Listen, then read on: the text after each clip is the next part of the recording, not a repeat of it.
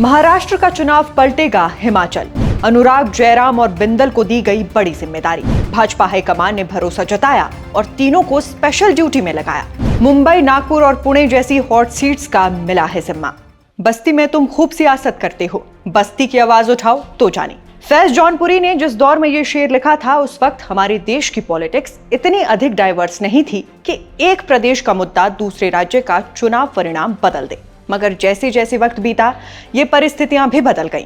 ताजा उदाहरण की बात करें तो माह भर पहले हुए हरियाणा के चुनाव में भारतीय जनता पार्टी ने कांग्रेस शासित राज्य हिमाचल के मुद्दों और सरकार की नाकामियों को इस कदर भुनाया कि भाजपा हारा हुआ इलेक्शन भी जीत गई। और इसके साथ ही हिमाचल वासियों को भी पहली बार इस बात का एहसास हुआ कि उनसे जुड़े मुद्दों को भी नेशनल मीडिया में जगह मिल सकती है। खैर, अब एक बार फिर भाजपा अपने इसी मास्टर प्लान का इस्तेमाल महाराष्ट्र के चुनाव में करने जा रही है। आज के वीडियो में हम इसी विषय पर बात करेंगे और बात करेंगे कि किस तरह से एक छोटे पहाड़ी राज्य के मुद्दों से महाराष्ट्र जैसे विशाल राज्य का जनादेश बदलने की तैयारी में है भाजपा। बताएंगे अनुराग ठाकुर, जयराम ठाकुर और डॉक्टर राजीव बिंदल की तिकड़ी को मिली अहम जिम्मेदारियों के बारे में। चर्चा होगी आलाकमान की तरफ से इन तीनों ही नेताओं को दिए गए निर्देशों की और उंगलियों पर गिनाएंगे हिमाचल के वो 5 मुद्दे जो सीधे तौर पर डालेंगे महाराष्ट्र के चुनाव पर असर। इसलिए वीडियो को बीच में छोड़कर कहीं मत जाइएगा और सब्सक्राइब कीजिएगा हमारे यूट्यूब चैनल को। हिमाचल के मुख्यमंत्री सुखविंदर सिंह सुक्खू कहते हैं कि सच का सामना हमेशा झूठ से होता रहा है। सच झूठ से कई बार टकराता है, लेकिन अंत में जीत सच की होती है।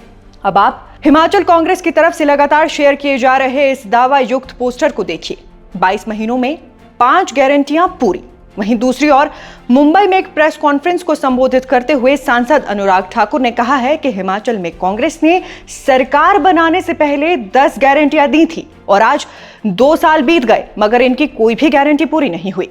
अब इन दोनों दावों में किसका दावा सच्चा है और किसका दावा झूठा है, ये आप हमें कमेंट बॉक्स में बताइएगा। अब हम मुद्दे पर लौटते हैं और आपको बताते हैं असल विषय वस्तु के बारे में।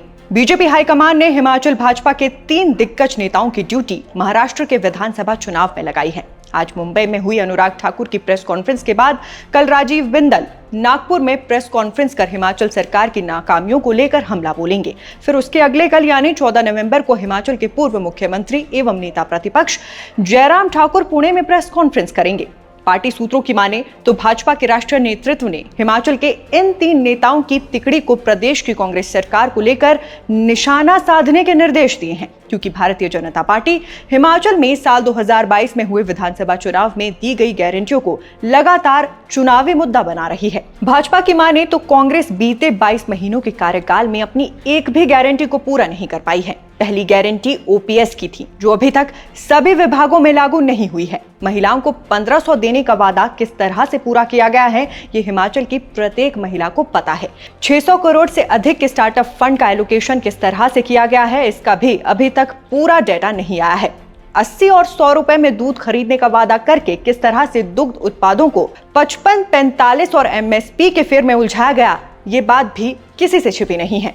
रही बात रोजगार की, बागवान की, मुफ्त बिजली की, बेहतर शिक्षा की और गोबर खरीद की, ये सब के सब वादे बीते 22 महीनों में या तो आधे हैं या अधूरे।